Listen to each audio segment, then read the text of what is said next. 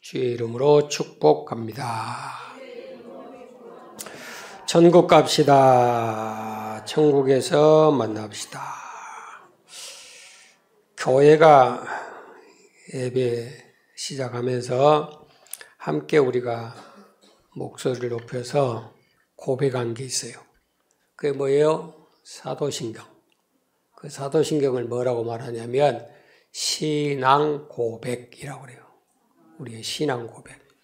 그 신앙 고백 속에 보면 천지를 창조하신 하나님을 내가 믿고 그의 보내신 자 예수 그리스도를 믿고 그분이 성령으로 잉태해서 동정녀 마리아에게 나셨다라고 하는 것이 우리 신앙 고백의 첫 번째 제목이 되고 있어요.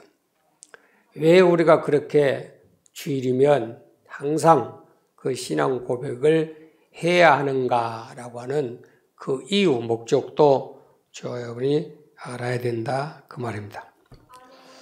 자, 이 말씀이 오기까지 우리가 말씀 안에 쭉 1장에 가서 보시면 1장 18절 봅니다. 시작. 예수 그리스도의 나심은 이러하니라. 그 모친 마리아가 요셉과 정혼하고 동거하기 전에 성령으로 잉태된 것이 나타났더니. 아멘. 자, 여기 말씀에 보면 예수 그리스도의 출생에 대한 부분을 지금 기록하죠. 그 모친은 마리아고 그 부친은 요셉이었더라. 근데 한 가지 좀 넌센스가 있는데 그 두 사람이 정혼하고 그랬어요. 이거는 약혼인 거예요. 약혼. 결혼식을 아직 하지 않았어요. 두 가정이 한 가정으로 두 사람이 한 부부로 언약을 맺자. 그래서 약혼식을 하고 난 다음 동거하기 전에 그랬습니다. 결혼식을 해야 동거를 할 거 아니에요. 잠을 잘 거 아니에요. 그러니까 그 전에 예수 그리스도가 잉태된 것이 나타났다. 그렇게 지금 말씀을 하고 있어요. 자, 1장 23절에 와서 그 잉태한 그 모습을 뭐라고 우리에게 말씀하냐면 보라 처녀가 잉태하여 아들을 낳을 것이다 라고 하는 이사야 말씀을 지금 인용을 해서 지금 선포를 하는 거예요. 놀릴 일 아니에요. 처녀가 어떻게 아이를 낳았다는 겁니까? 이사야 7장 14절에 처녀가 잉태하여 아들을 낳을 것이다 라고 예고했던 그것이 지금 오늘 말씀에 이루어지는 거예요. 보라 처녀가 잉태했다. 이거는 돌 맞아 죽을 일이에요. 현장에서 가늠하다 잡힌 여인들도 그 자리에서 돌로 쳐 죽입니다. 자, 마리아라고 하는 이 여자가 결혼을 안 했어요. 남편과 동거를 안 했어요. 그런데 어떻게 아이를 가졌어요? 이거는 기쁘다 좋은 소식이 아니고 슬프다 애고갈 사실입니다. 돌로 쳐 죽여야 됩니다. 그럼에도 불구하고 성경은 왜 처녀가 잉태했다라고 얘기하고 우리의 신앙 고백은 동정녀 마리아에게 나시고 그렇게 표현을 하느냐. 여러분 오해 안 하셨으면 좋겠어요. 동정녀라고 하는 그 단어가 무슨 특별한 어떤 의미를 가지는 예수님보다도 더 성격화가 되고 신격화를 시킬 수 있는 그런 단어가 아니에요. 동정녀라는 말은 한마디로 처녀라는 소리예요. 처녀. 처녀를 다른 말로 하면 남자를 경험하지 않은 그런 사람을 동정녀라고 얘기를 해요. 이 동정녀라고 하는 그 부분을 로마 캐톨릭에서 성당에서는 천주교에서는 강조를 하게 되냐면 마치 그 마리아가 예수님을 잉태할 때나 그가 잉태해서 출생하고 난 다음에 마지막 과정까지 하나님의 어머니, 신모로서의 그 모습을 지위를 주기 위해서 계속 성격화를 시키다 보니까 그 동정녀라는 그 단어에 아주 포커스를 맞춰버린 거예요. 그래서 교황이 집권을 할 때마다 그것이 조금씩 더 붙어가지고 어떻게 출발하냐면 마리아가 예수님을 잉태할 때는 그는 죄가 없었다 그렇게 출발하는 거예요. 죄가 없었다 그러니까 그것을 또 뒷받침하기 위해서 또 하나의 교리가 그 다음 교황이 만드는 겁니다. 죽을 때까지 죄 안 지었다. 그 다음에 교황이 또 하나 거기다 프로시를 시키는 거예요. 그는 안 죽었다. 그는 승천했다. 성경에도 없는 얘기들을 붙여서 마리아라고 하는 이름을 말할 때 동정녀라고 하는 것을 항상 붙여서 성모 그래요.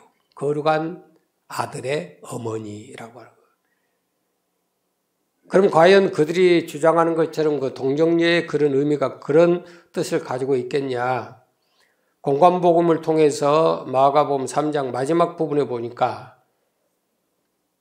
제자들이 예수님께 말합니다. 예수님, 지금 밖에 당신 어머니하고 당신 동생들하고 누이들이 지금 와서 기다립니다. 좀 나가보세요. 그러는 거예요.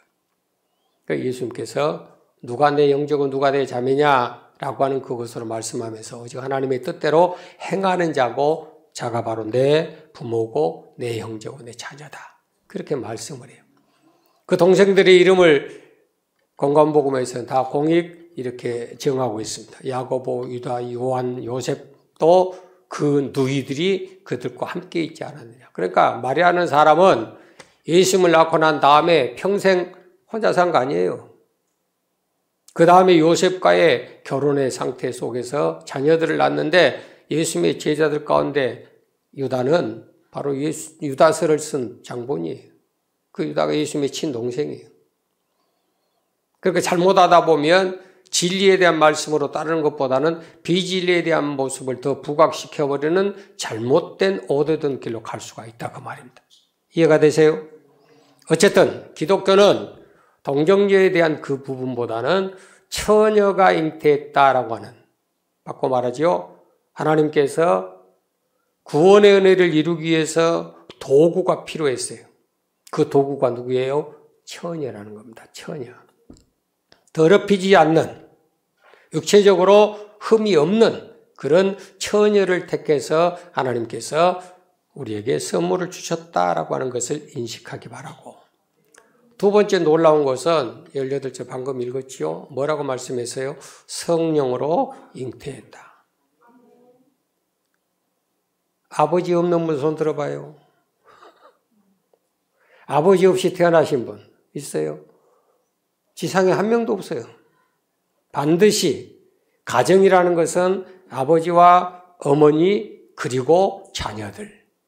이게 시편 128편 1절부터 여호와를 경외하고 그 명령을 즐겨하고 순종하는 아버지와 그 내실에 있는 어머니와 상가에 둘러있는 자식들은 복이 있도다. 이게 가족의 이론이에요. 그런데 동성애자들은 뭐라고 얘기하냐면 남자와 남자가 여자가 즐기면서 부부생활 할 수 있다라고 얘기했고 우리나라 대법원에서도 그 동성애자들에게 의무적으로 국가에서 세금을 내서 뒷바라지 해줍니다. 건강보험도 두 사람에게 적용될 수 있다라고 이번에 대법원에서 판례가 나와버렸어요. 그것은 앞으로 우리나라도 그런 출발이 결국은 포괄적 금지법으로 통과되어 버린다고 말이에요. 그걸 안 하기 위해서 몸부림치는 것이고 그러기 위해서 교회들이 일어서고 있는 거예요.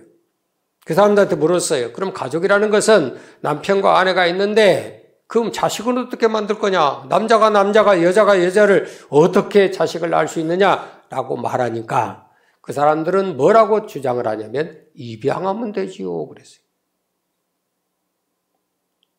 못 만들면 뭐해? 데려다 키우면 되지. 그래서 부모 없는 아이들 데려다가 키워서 자기 아들, 자기 딸로 키우겠다는 거예요. 그 말이 되는 소리예요. 세상에 많은 사람들도 그렇게 얘기해요. 예수님께서 출생하셨다라고 하는 것을 어디에 포커스를 맞추냐면 성경은 성령으로 잉태했다. 고지 들을 사람 누가 있어요? 아버지가 없이 태어났다. 이거 누가 믿냐고요. 성령을 본 사람이 있어요? 성령을 경험한 사람이 있어요? 아무도 없어요. 성령에 대한 말 자체도 들어본 적도 없어요. 지금 신약이 출발하면서 성령이란 단어가 처음으로 지금 출발하고 나오는 거예요. 그 전에는 있는지도 몰라, 본 적도 없어, 가르친 사람도 없어. 그러니까 못 느끼고 사는 거예요. 근데 갑자기 성령이라는 분이 계시는데 그 성령이 마리아 속에 들어가셔서 예수님을 가지겠다. 그럼 뭐예요? 이거 좀 말도 안 되는 소리를 하고 있잖아요. 이거 웃기는 소리예요. 오늘 새벽에도 말씀드린 것처럼 불교 가정에서 태어났던, 그러나 내 주님을 만나고 예수 믿어서 목사가 되신 분이 어제 간증한 걸 제가 잠깐 들었어요. 자기 어머니가 시집을 18에 오셔가지고 20년 동안 아이가 없는 거예요. 20년 동안. 그러다가 어쩌다가 실수로 아이가 생겼어요. 그 태어난 게 자기 본인이랍니다. 그래서 불교의 생활을 얘기하고 기독교의 생활을 얘기하면서 와서 들어보니까 터무지없는 소리만 하더라는 거예요. 터무지없는. 어떻게 홍해가 갈라져. 어떻게 하늘에서 만나가 막 두두둑 떨어져 40년을 먹여요. 어떻게 메추라가 날라와서 그 사이에 막 끼도록 그렇게 먹게 만들어요. 어떻게 문둥병자가 일어나고 죽은 자가 살아나서 어떻게 걸어가요. 말도 안 되는 소리들만 있는 거예요. 말도 안 되는. 도저히 못 믿을 그런 얘기들만 기록되고 그런 얘기만 막 설교를 하더란 거예요. 여러분들 마찬가지예요. 여기 서 있는 목사처럼 천국 지옥에 대한 설교를 가장 많이 한 목사도 드물어요. 그럼에도 불구하고 안타까운 사실은 여기 앉아있는 여러분 가운데도 지금도 천국과 지옥을 안 믿는 사람이 있다는 것이 가슴 아플 일이에요. 제가 어제 한 3시간 이상 천국과 지옥에 대한 부분을 동영상을 만드는 것을 제가 잠깐 이렇게 몇 분 보다가 그걸 다운을 받아놨어요. 그건 너무 길어. 거기에 주제가 뭐냐면 지금도 지옥 가는 크리스찬들이라는 그런 제목이에요. 지금 매 분, 매 초마다 예수 믿는다는 그 기독교인들이, 크리스찬들이 수도 없이 지옥 나락에 떨어진다. 그들이 지옥에 들어갈 수밖에 없는 그들의 제목이 뭔가에 대해서 하나씩 그들이 가서 있는 그 지옥의 장소와 그 지옥의 형벌의 고통을 낱낱이 그림으로 다 설교를 하더라고요. 가슴이 아픈 얘기 아니에요? 우리가 믿으면 당연히 베드로서 1장 9절 내 영혼이 구원받는 목적을 가지고 신앙생활을 해야 되는데 그러지 못한다는 거예요. 제가 집회 가서 말씀을 전하는데 끝나고 나니까 어느 여자분이 나한테 와서 목사님, 저 여목사입니다. 오늘 말씀 듣고 그 한마디 내 마음이 찔렸습니다. 뭔데요? 그랬더니 저는 2,000명이나 모이는 교회의 부목사입니다. 거기서 제자교육을 시킵니다. 우리 목사님이 한국에서 제자교육의 달인입니다. 그래서 2,000명을 가르치는 그런 자리에 제가 있었어요. 그런데 오늘 말씀 듣고 보니까 우리의 믿음이라는 것은, 우리 신앙생활이라는 것은 2,000명을 어떻게 가르쳤느냐, 2,000명을 어디로 인도했느냐, 무엇을 먹이겠느냐, 그게 중요한 것이 아니라 우리 믿음의 결국은 내 영혼이 구원받는 거예요. 내가 여러분들에게 한 번씩 이렇게 터치를 하지요. 꼭 농담 삼아서. 여러분 다 지옥 가도 나는 가야 해요. 이런 농담을 자주 던지죠. 이거는 농담이 아니에요. 그런 결단 없이 이 강대상에 안 서겠다는 겁니다. 마찬가지로 말씀을 듣는 여러분들도 누구에 의해서 누구에 의한 그런 신앙 종교 생활이 아니라 진짜 내 영혼이 구원받고 천국 가야 되겠다. 그런 결단이 있어야 될 거예요. 그때서 그 여목사가 깨달은 거예요. 제 앞에서 무릎을 딱 꿇고 하는 사람. 목사님, 다른 사람 구원을 위해서는 내가 목숨을 걸고 평생을 살았는데 내 영혼 구원에 대해서는 돌아본 적이 없습니다. 저는 수없는 목회자들 만나봐요. 그분들 말씀 1시간 딱 들으면 제 앞에서 변화된 그 모습들을 저는 수도 없이 많이 봅니다.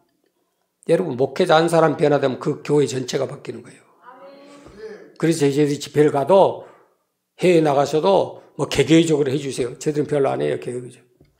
목회자 중심으로 그들 모아서 말씀을 가르치고 바른 진리를 가르치면 그 목회자가 바뀌면 교회 전체는 다 바뀌는 거예요. 옆에 눈 좀 쳐다보고. 성도님, 천국과 지옥은 있습니다. 여러분 신앙생활 뭐하러 하세요? 장사하려고 하세요? 어울리려고 하세요? 세상살이 어떤 누리지 못했던 것들을 교회에 들어와서 서로 나누고 베풀고 언니 누나 동생 오빠 하면서 뭔가 교제적인 그런 모습 가지고 여러분 살라고 교회에 오셨습니까? 그러려면 저기 여의도로 가세요. 거기는 사업자만 모이는 사업체가 있어요. 그런 선교단체가 있어요. 그 안에 들어가면 세상 것 아무것도 안 해도 그 안에서 자기들끼리 다 먹고 살 수 있는 구조가 다 채워져 있어요. 성경에 있는 어느 약 300명 모이는 교회가 송정진 내에서 가장 욕을 많이 먹습니다. 그런데 그 목사님은 우린 전도를 많이 해서 빌립을 해서 우린 이렇게 부흥됐습니다. 자랑하고 다녀요. 그런데 주위에 있는 교회들은 그 목사님은 완전히 낙인을 찍어요. 왜 그런지 아세요? 다른 교회 교인 뺏어가기 운동. 그 집사들이 전도하는데 어떻게 전도하느냐? 우리 교회는 큰 교회, 우리는 많이 모인 교회, 우리는 행사적으로 잘하는 교회. 그러니까 그런 짤짤한 교회 다니지 말고 우리 교회로 하라고. 그래서 데려가 버린 거예요. 그 성경에 있는 그 몇 명 모이지 않는 그 교회 목사들은 가스마리를 하는 거예요. 가스마리. 여러분 그게 전도가 아니에요. 그게 구원이 아니에요. 한 영혼 구원한 것이 천하보다도 구원인 거예요. 그 영혼을 구원해서 천국 데리고 가되 디모데 4장 18절에 악한 일에서 건져내시고 그의 나라 천국에 들어가도록 구원하시라. 그게 목사의 사명이고 여러분의 믿음의 결국이에요. 여기서 20년, 30년, 50년 믿고 난 다음에 방금 말한 것처럼 크리스찬들이 가는 그 지옥 그 장소에 왜 그런 소리가 믿는 사람들 입에서 나와야 될까? 왜 교회 안에서 일어나야 될까? 이건 아주 심각한 얘기라는 거예요. 처녀의 몸을 입고 태어났다. 성령으로 잉태해서 태어났다. 이 사실을 들을 때에 믿음이라는 것은 믿어지는 거예요. 여러분 믿으시기 바랍니다. 누가 믿어요? 여러분 성령으로 성령 경험을 봤나요? 경험을 안 해봤으니까 모르는 거지. 아무리 성령을 받아라, 능력을 받아라, 불을 받아라 해봐야 아무 효과 없는 거예요. 여러 여목사님이 기도인도 하는 거 보니까 그 많은 사람들처럼 막 함께 기도하면서 통성으로 기도합시다. 1시간 돌파 기도, 3시간 돌파 기도, 5시간 돌파 기도. 그러면서 마이크 잡고 한다는 소리가 불러 받아 불러 그런다고 불 받아요? 여러분 착각하면 안 돼. 누누이 말씀하죠. 성령은 인격이에요. 성령의 능력은 여러분의 인격의 변화가 되는 거지. 불을 쏟아 부숴가지고 이상한 짓거리 하는 것이 그것이 성령이 아니에요. 깨달아지세요? 제가 목회자에서 말씀을 전하다가 2시간 동안 성령은 인격입니다라고 쭉 강의를 했어요. 끝나고 나니까 목사님 한 분이 목사님 그거 어디서 배웠어 그러더라고. 내가 누구한테 배우기는. 내가 배우러 다닌 거 보셨어요? 하나님의 감동을 하나님이 내게 생각나게 하시고 깨닫게 하시고 가르쳐주신 대로 나는 따라갈 뿐이에요. 그 말을 듣고 나서서 지난 일주일 내내 어디 기도원 가서 어느 우리 한국에서 가장 유명한 목사인 강의를 듣고 왔는데 그분이 처음부터 끝까지 성령은 인격입니다. 그 뜻이 뭔 뜻인지 몰랐는데 오늘 와서 말씀 듣고서 아 맞구나. 그걸 확인을 했다는 거예요. 강대상에서 목사님들이 설교할 때 여러분 이것을 믿으시기 바랍니다. 믿어야 됩니다. 믿어주시기 바랍니다. 그건 거짓말들이에요. 히브리서 11장 1절 2절 잘 읽어봐요. 믿음이라는 것은 하나님이 말씀을 통해서 천지를 다 지었다라고 할 때 아멘 믿어지느니라. 3절까지 읽어보세요. 문둥병자를 나섰다 깼다 믿어지는 거예요. 눈먼 자가 보게 됐다 믿어지는 거예요. 죽은 자가 살아났다 믿어지는 거예요. 지옥의 권세를 해결받았다 믿어지는 거예요. 천국 갈 수 있다라고 하는 것이 믿어지는 거예요. 그러니까 그 모든 삶 속에는 뭐가 있느냐? 소망이 있고 그 소망이 있으니까 어떤 환난이 오고 어떤 고통은 날지라도 환난의 인내는 연단은 소망을 이루면서 하나님 우리에게 주신 하나님의 즐거움에 참여하는 자가 되게 한다. 로마서 5장 1절로 3절이에요. 제가 왜 성경 구절을 하나씩 다 들어드린지 아세요? 그것이 하나님의 약속이에요. 그 약속의 주소를 여러분들 하나씩 마치다 보면 그 택배가 우리 집으로 와. 그죠? 종종 보면 택배가 이상한 택배가 와 있어요. 보면 옆에 동네 거, 저 집에 거. 아니, 왜 주소를 왜 잘 똑똑히 보고 가지, 왜 잘못 보고 가나. 바쁘니까 막 던져놓고 가는 것 같아. 잘못하면 우리 것도 딴 데로 갈 것 같아.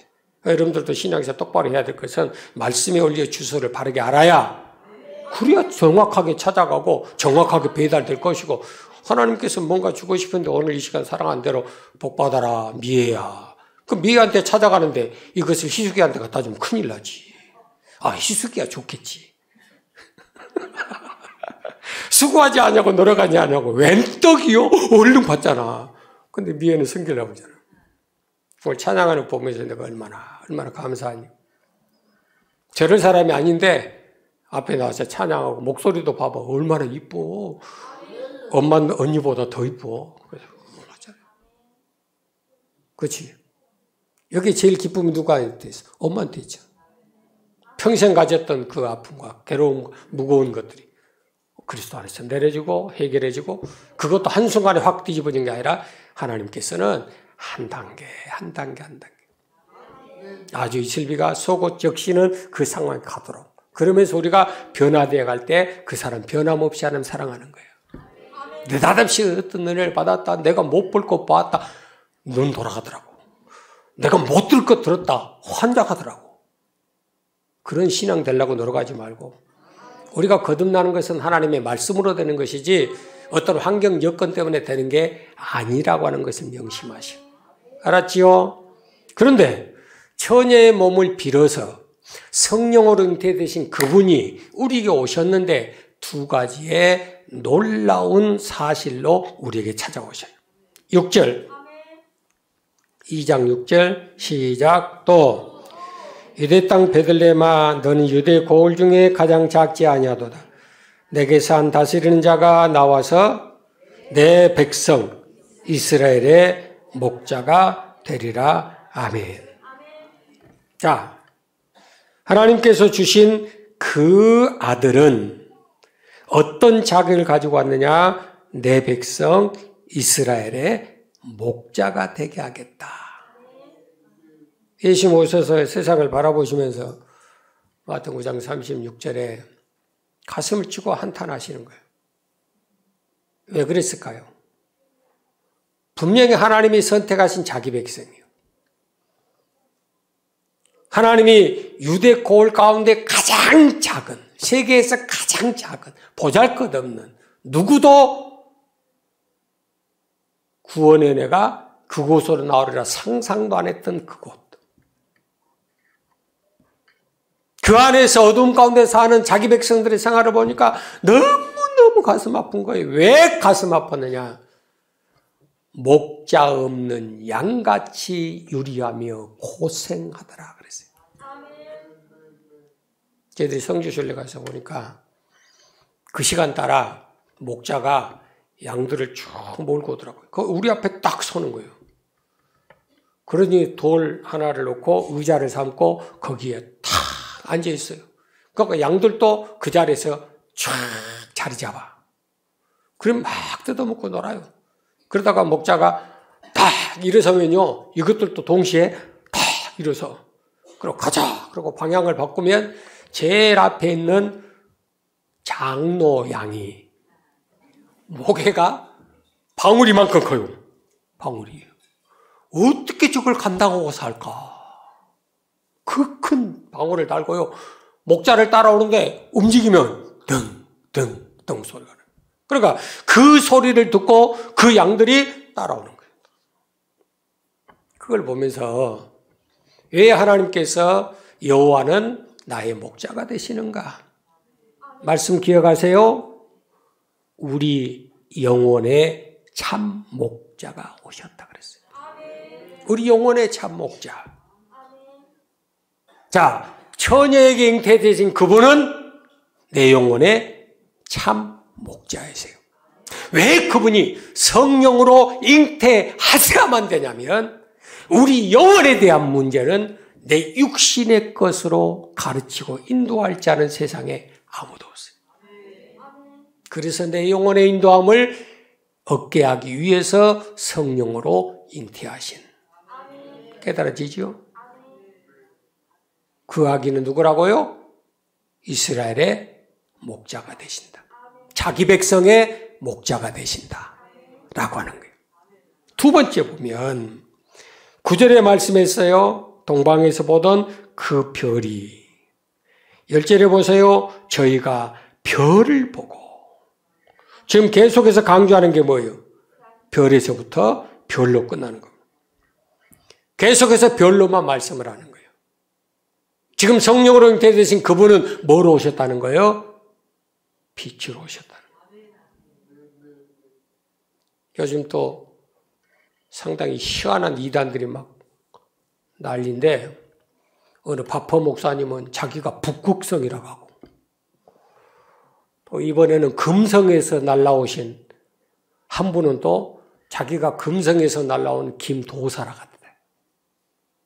거기에 따르는 구독자가 20만 명이 넘었어요.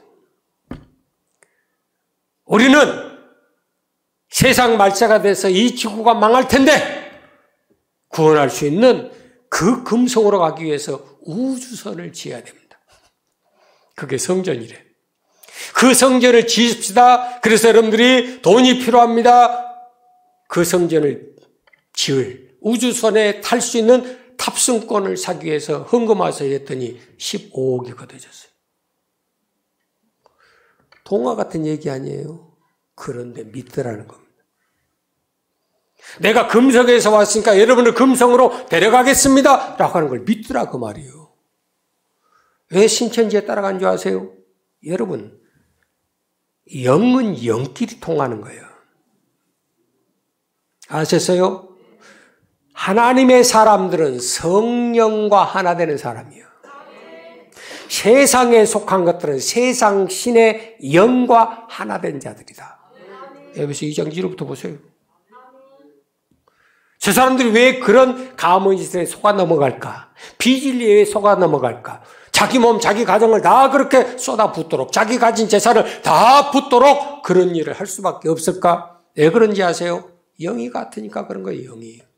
속이는 자는 더 속임을 당하고, 더러운 자는 더 더러워지고, 의로운 자는 더 의롭고, 깨끗한 자는 더 깨끗하게 알아. 그것이 마지막 계시록 22장 11절에 주신 하나님의 경고예요. 그래서 우리는 그리스도 안에서 주님이 원하시는 유일한 방법은 뭐냐? 우리의 자신의 위치, 우리의 자신의 신분, 우리의 자신의 모든 상태를 돌아봐서 내가 지금 어떤 존재에 있느냐 그 말입니다. 우리가 뭐가 필요해요? 물어보면 여러분들이 100%다 그렇게 얘기할 거예요. 돈!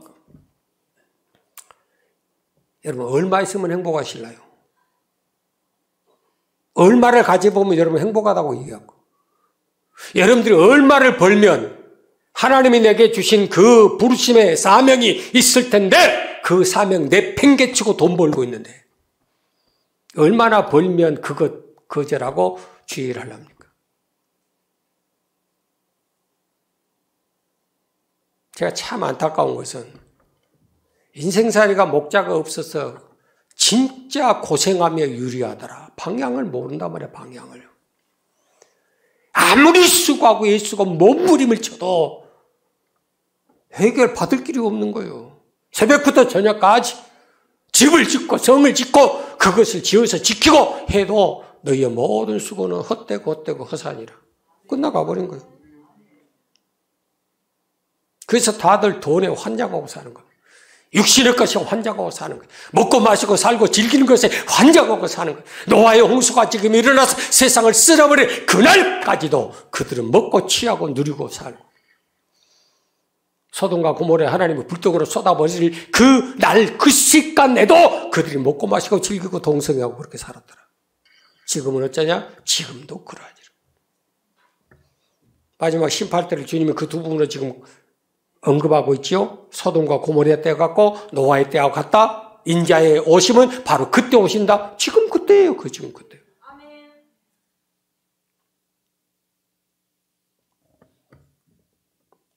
제가 어렸을 때 저희 아버지 어머님이 하루는 집에 들어오시면서 하는 말이 얘들아 다 모여! 그러길래 모였지. 하는 말이 다시는 작은 고모집 가지 마! 그러더라고. 그래서 고모님이라고는 둘이밖에 없고 우리 아버지인데 큰 고모님은 점쟁이고 둘째 고모님은 그래도 좀 가정을 갖추고 애들 낳고 그렇게 사시는데 이 아버지 부모도 빨리 여의고 하신 우리 아버지가 누나들 덕분에 살았잖아. 근데 둘째 누나네 집 가지 말라는 고모네 집에. 그래서 엄청 궁금한 거예요. 아니 왜 그 고모밖에 모르더니 왜 가지 말라겠지? 알고 보니까 돈 때문이었어. 아마 아버지하고 그 고모네 집하고 돈이 조금 왔다 갔다 했다가 서로가 안 맞은 것 같아. 그래가지고 절대 가지 말라고 해서 그때부터 원수 삼았어. 이유도 몰라요. 왜 그런지도 몰라요. 왜 그렇게 해야 될지도 몰라요. 근데 부모가 그렇게 하라니까 그렇게 돼버릴 수밖에 없는. 그때가 지금 언제예요? 50년, 60년이 지난 얘기. 그런데도 지금 내 속에 그것이 여운으로 지금도 남아있는 거예요. 여운으로 남아요. 내가 돈 몇 푼 때문에. 내 속에 있는 욕심 때문에. 나를 위한 나의 인생 때문에. 새벽부터 지금까지 주님 내게 주신 음성을 따라해. 나는 너 인생의 빛으로 왔다는 겁니다. 오늘 새벽 말씀 봤죠? 이사 9장 2절의 말씀. 흑암에 사는 자들에게 큰 빛이 임했고 사망에 그늘진 유리하며 고생하는 그들에게 그 빛이 빛이도다. 하늘의 별이 떴어요. 여러분 어떤 자가 하늘의 별을 볼 줄 아세요? 갈급한 자예요. 갈급하지 않는 자는 여전히 그의 눈이 미련한 자는 땅 끝에만 두고 사는 거예요. 오늘 내가 어떻게 어디서 무엇을 해서 먹고 마시고 살고 즐겨야 될까라고 하는 그 생각밖에 살죠. 그러니까 위를 쳐다볼 시간이 없는 거예요. 여러분들이 언제 위를 쳐다보고 살았습니까? 우리에게 진정한 도움이 필요할 때 나에게 그 누구가 내 도움이 되겠다.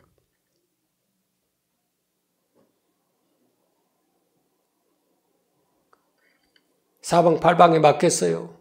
답답한 일을 당했어요. 우겨싸움을 당했어요. 거꾸로 트림을 당했어요. 그래도 우리 안에 그 소망을 잃지 않는 것은 내 안에 하나님을 향한 소망이 있기 때문이다. 고린도서 4장 7절 8절 말씀하세요.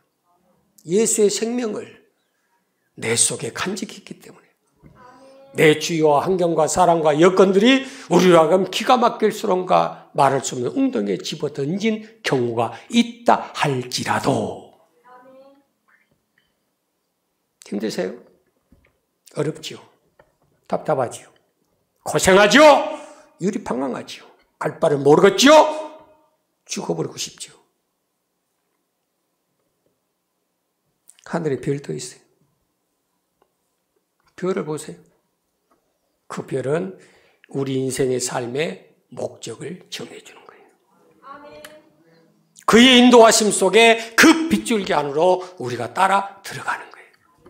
그래서 성탄은 빛으로 표현하는 거예요. 이 땅에 빛으로 오신 주님. 그 빛을 우리에게 비추셨다. 이 빛을 보면서 이 동방에서 온 박사들이 얼마나 기쁘고 얼마나 즐거웠는지. 그 다음 말씀 보십시다. 10절 시작. 저희가 별을 보고 가장 크게 기뻐하고 기뻐하더라. 아멘. 주님께서 내게 만나주시고 나로 하여금 고백하게 하셨던 그 첫 단어가 살았다 했습니다. 살았다. 20살 때 주님 만났어요. 내 전문 청춘 주님께 다 바쳤어요. 내가 어디 나가서 뭔 일을 해봤겠어요. 그때부터 지금까지. 개척을 한 명 없는 상황 속 6개월 만에 한 명 왔다니까. 그 상황에서 어떻게 먹고 살았을까 여러분 생각이나 되세요? 누가 사람하고 도와준 줄 아세요? 누가 보조라도 해준 줄 아세요? 한 번도 받은 적 없어요. 그래도 살아줬어요. 하나님 불러서 세워서 맡겨줬으니까. 너무너무 힘들어. 목회가 너무너무 힘들어. 이건 목회가 아니야. 이름은 거창하게 지어서 새 사람 교회. 누구든지 이 재단에 들어오면 변하여 새 사람 될 줄 믿고 웬통 새 사람 한 명도 없다. 죄송해요. 한 놈도 없습니다. 그래서 목회 그만하려고 했어요. 여보 그만하게. 포기하자. 진짜 신실한 목사님, 진짜 신실한 분 오시면 이 자리 그대로 드리고 우리는 그대로 빠지겠다. 그러다 주님이 만나주시더라고. 마지막 죽을 각오하고 올라와서 기도하는데 하나님 나 만나주시. 그때 주님 앞에 가서 통곡하며 가슴 찢어지고 숨이 딱 끊어지도록 회개밖에 안 했어요. 일주일 내내. 피가 터지도록 얘기했어요.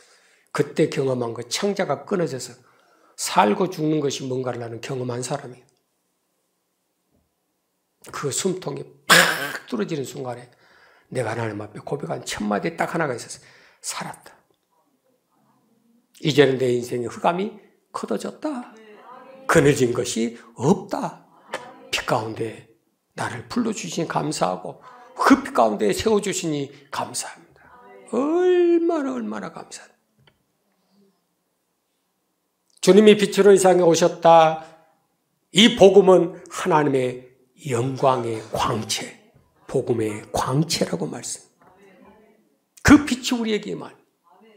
그 빛이 오고 나니까 눈에서는 눈물이 나오고 통곡감이 나오는데 내 속에서는 기뻐하더라. 얼마나 감사하고. 여러분, 동방에서부터 지금 이 서방까지 올라오면 거리가 장난이 아니에요. 하루 이틀 걸려서 온 것 아니고 지금처럼 비행기 타고 날라온 거 아니에요. 혹시는 동방을 중국의 한 부분으로 지정합니다. 중국에서부터 여러분 예루살렘 베들레헴까지 간다고 생각해 보세요. 그때 당시에 뭐가 있어요? 말 타고 낙이 타고나 갔겠죠. 낙타나 타고나 갔겠죠. 몇 날 며칠 몇 달을 거쳐서 간지 몰라요. 그래서 성경의 신학자들은 예수님이 출생한 그날 목자들이 왔다라고 얘기 안 합니다. 낳고 난 다음 어느 기간인지 모르지만 시간이 많이 걸렸을 거다라고들 얘기를 해요. 나도 거기에는 동의해요. 빛으로 보이신 그것을 우리 인생의 최고의 성공의 비결인 것을 동방의 박사들은 알았어요. 이 빛이 아니면 내 인생에 소망이 없다. 이 빛이 내 인생의 소망이요. 내 영혼의 갈급함을 채워줄 수 있는 유일한 생명의 비밀인 것을 그들은 깨달았어요. 밭에 감춘 부활을 발견한 것과 똑같습니다. 부활을 발견했어요. 여러분 어찌하실래요? 보지도 듣지도 깨닫지 못했던 그 하늘의 신비한 은혜의 능력을 발견했어요. 여러분 어떻게 하실래요? 세상은 버림받고 저주했던 그 탄생 하나가 내 인생을 바꿀 수 있는 생명의 빛이 여러분 어떻게 하실래요? 땅 팔아야 되지 않겠어요? 냉장고 팔아야 되지 않겠어요? 숟가락까지 다 타던 데다 팔아야지. 왜? 그만큼 가치가 있으니까. 마태복음 13장에 대한 천국에 대한 비밀을 10번을 여러분들에게 설교해드렸어요. 며칠 전에. 그 내용의 전체 주제가 뭐예요? 비교의 가치를 알아라. 알았어요? 영원한 것과 잠깐의 것. 영생의 것과 육신의 것. 하늘의 것과 땅의 것. 비교해봐라. 어떤 것이 더 중요한 것인지. 그렇게 하늘의 것이, 영원한 것이 중요하다고 느끼고 고백하고 가르치고 살면서도 우리는 이 땅 위에 썩어질 것을 내 손에 다 본 적이 없다는 것이 서글픈 소리죠. 동방에서 오는 길이 멀어요. 그들이 거기까지 가기까지는 수많은 시간이 걸렸어요. 자기가 가지고 있는 많은 것들을 투자하고 허비할 수밖에 없어요. 그런데 그 시간적인, 거리적인, 물질적인 모든 부분들이 과연 허비였겠는가? 그 다음 말씀 봐요. 11절. 시작. 집에 들어가 아기와 그 모친 마리아에 함께 있는 것을 보고 엎드려 아기께 경배하고 보배합을 열어 황금과 유향과 몰약을 예물로 드리니라. 아멘, 아멘, 아멘. 여러분, 동방의 박사들이에요. 지위의 최고의 권위를 가진 자들이. 황금과 유황과 몰약을 가지고 올 정도의 수준이면 부자들이라는 겁니다. 권력도 있죠, 명예도 있죠, 돈도 있죠, 재물도 있죠. 부족함이 없어요. 이런 부족함이 없는 인간들이 어떻게 아기께 엎드려 경배했더라, 워십, 예배했다 그 말이에요. 자기를 낮춰서 그분 앞에 무릎을 꿇고 그분 앞에 예배했더라 그 말입니다. 이런 자세가 나오겠냐고요. 이 말씀을 보면서 요한복음 13장에 대한 말씀 20절을 여러분들 기억하세요.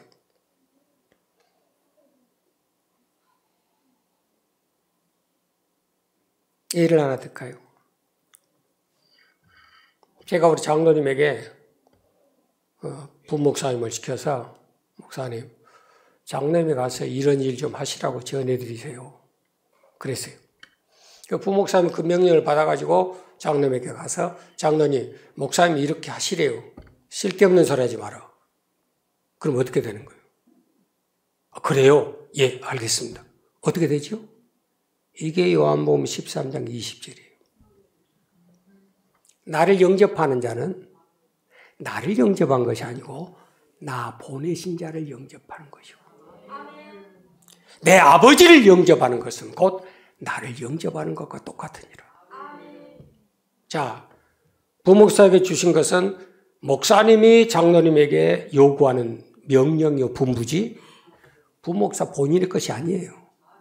예수님께서 이 땅에 오셔서 하늘의 비밀을 전해드리고 복음의 능력을 행하신 것은 자기의 뜻이 아니라 아버지의 뜻이에요. 그 입을 열어서 증거하는 모든 것들은 자기의 말이 아니라 아버지의 말씀이에요. 자기가 행하는 일은 내가 일하는 것이 아니라 아버지가 지금도 일하시는 그 은혜 때문에 사는 거예요. 그래서 여러분들 말씀을 받을 때 사람 말로 받지 말고 하나님의 말씀으로 받아야 된다. 깨달아지세요? 다사로전서 2장 13절 말씀하세요. 왜 우리가 믿음이 없느냐? 왜 우리가 능력이 없느냐? 왜 그런 표적과 기적과 능력이 나타나지 않느냐? 안 믿으니까 그러지. 하나님 말씀으로 안 믿어. 사람 말로 믿어, 사람 말로. 목사의 말로 들어. 그러니까 안 들어.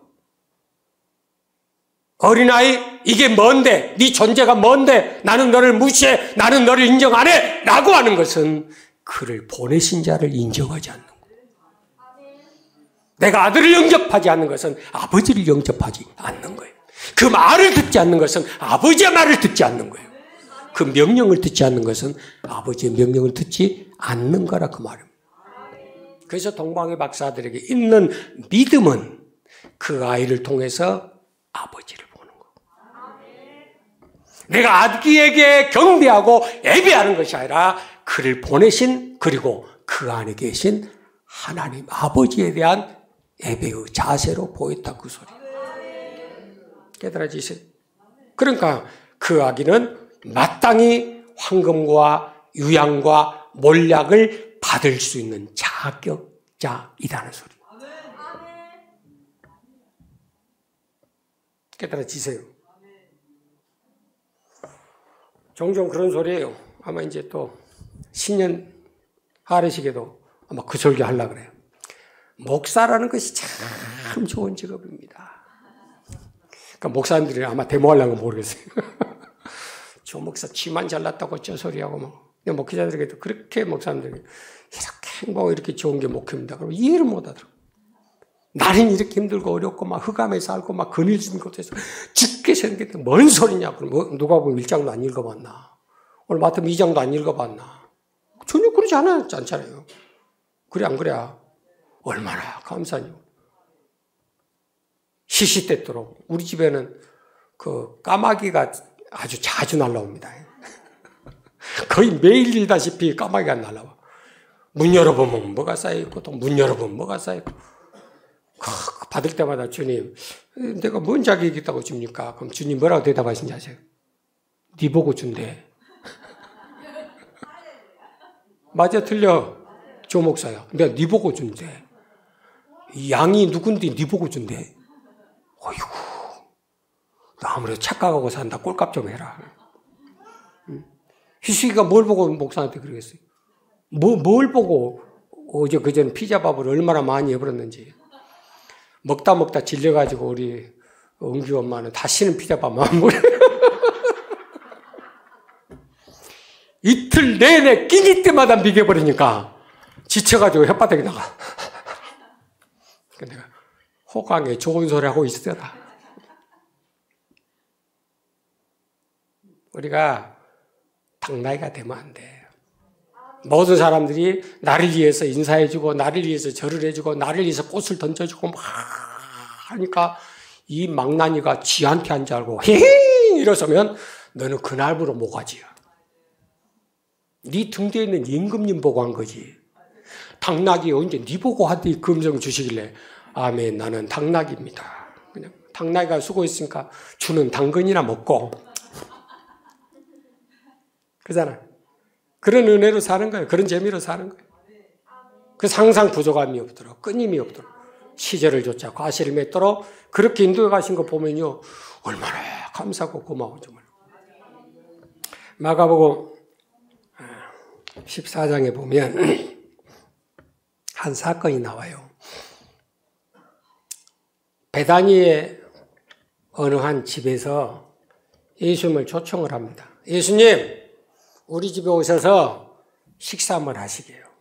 그래서 갔어요. 딱 자리를 잡고 비스듬히 기대고 앉아서 떡 한 조각 뜯어먹고 포도주 한 잔 마시고 고기 뒷다리 하나 뜯어먹고 그러고 있어요. 그런데 거기 한 여인이 찾아오더니 값비싼 향유 나드 한 건 가치로 따지면 300데나리온. 그 300데나리온은 지금 현재의 상황 속에 일용직 사람들이 300일 일해야 될 돈. 주일 빼고 공일 빼고 1년 내내 벌어서 먹지도 쓰지도 마지도 않고 벌어서 모아야 될 돈이 300데나리온이에요. 그때 품삯이 1데나리온이었으니까. 그 가치가 있는 걸 가지고 와서 그 옥합을 깨트려버린 거예요. 예수님께 부어들어버린 거예요. 사람들이 보고 열을 받는 거예요. 특히 가룟 유다가 그 안에서 팔딱팔딱 뛰는 거예요. 야, 너는 왜 그런 일을 이렇게 허비하냐. 그런 것을 팔아다가 가난한 자에게 나눠주고 선한 사업 힘쓰고 성경하는 데 힘쓰면 얼마나 좋냐. 왜 예수님께 그걸 깨부셔서 부어버리냐. 라고 얘기할 때 예수님이 뭐라고 말씀했냐면 뭐가 진짜 허비냐. 여러분 허비가 뭐예요? 뭘 허비라고 그래요? 쓸어담지 못할 거. 다시 내가 수고한 것에 대한 결과가 전무한 거. 나는 땅 1000평에다가 천마지기를 심었는데 한 개도 못 거둔 거. 그렇죠? 이거예요. 이 말씀의 비교를 보면서 그 베다니에 사는 이 사람은 시몬이라고 말하면서 문둥이 시몬의 집에서 그랬어요. 여러분, 문둥병, 나병이라고 그러는데 이 병에 걸려서 치료를 받으려면 지금으로부터 2000년 전에 과연 가능하겠는가? 첫째. 두 번째, 가능하다면 얼마나 들겠느냐? 생각해 보셨어요? 그 사람이 나섰어요. 문둥이가 병을 고쳤어요. 아무런 조건 없이 고침받았어요. 우리에게 어떤 것을 요구함이 없이 이거는 하나님의 전적인 은혜로 고쳐줬어요. 근데 이 사람 하는 행동 보세요. 기껏 해봐야 밥 한 그릇 대접하는 것으로 끝나는 겁니다. 근데 이 여인을 보세요. 7 귀신 들었던 자예요. 영혼과 육체가 피피할 대로 빗빼진 그런 버림받은 여자예요. 누구도 대꾸도 하지 않는 그런 천대받은 죄인이라고 성경 써놨어요. 그런데 이 여자는 향유옥합을 깨 부셔버려요. 비교해 보세요. 저도 지금까지 30여 년의 사역 속에서 그 많은 환자들, 종합병원에서 못 고치고 서울까지 가서도 못 고친 사람들 저희 집에 수없이 찾아왔어요. 주님의 이로 기도할 때마다 안 고친 사람, 못 고친 사람 지금까지 한 명도 없습니다. 물어보세요. 그런데 기적이 하나 일어났어요. 그 은혜에 감사하고 보답해서 보배합을 가지고 와서 황금 유황 몰약을 바친 사람 한 명도 없다는 기적이. 진짜로 한 명도 없습니다. 목사님 문둥병 고쳐줘서 고맙습니다. 목사님 암병 고쳐줘서 고맙습니다. 죽은 자 살려줘서 고맙습니다. 그 은혜에 보답하고 감사하고 사들고 온 사람 한 명도 없다는 거예요. 그 많은 사람 어디 갔어요? 자기 딸만 고쳐주면 새 사람 교회 다니겠습니다. 금오주기 위해서 하는 사람. 자기는 보는 앞에서 그 딸을 고쳤어요. 깨끗이 치료받았어요. 그럼에도 그 다음 시간부터 지금까지 단 한 번도 본 적이 없어요. 전화 한 통 들어본 적도 없습니다. 이게 문둥이가 고침받아도 덕센 문둥이가 될 수 있는 가능성을 말하는 거예요. 하나님께서 우리 요구하는 것은 은혜를 헛되게 만들지 말아라. 은혜 위에 더 큰 은혜를 사모하라. 아기라고 무시하지 마세요. 그분은 하나님의 아들이세요. 아들이라고 무시하지 마세요. 그는 하나님과 동등된 자예요. 그는 그 어깨에 정사를 메신 분이에요. 그 이름은 기묘자요 모사요 전능하신 하나님이요 평강의 왕이요 영존하신 하나님이시요. 오늘 새벽에 했잖아. 그 아기에게 주신 하나님 앞에 감사하고 우리도 성탄절 주님 앞에 우리에게 주신 그 모든 귀한 것 가운데 보배합을 열어서 황금과 유향과 몰약을 애물로 시작 드리니라. 아멘. 여러분 더 큰 은혜가 어디서 온지 아세요? 보답할 때 오는 거예요. 심지 않은 데서 온다는 그런 새빨간 거짓말에 스스로 속지 말아라. 갈라디아서 6장 7절 스스로 속지 마라. 하나님은 사람이 무엇을 심든지 간에 그대로 거두게 하소서. 이 복됨이 우리 여러분 남 평생 삶 여호와가 나의 목자이시고 예수 그리스도 나의 목자시니 내게 부족함이 없습니다. 고백하며 승리할 수 있는 저와 여러분 되기를 주의 이름으로 축원합니다.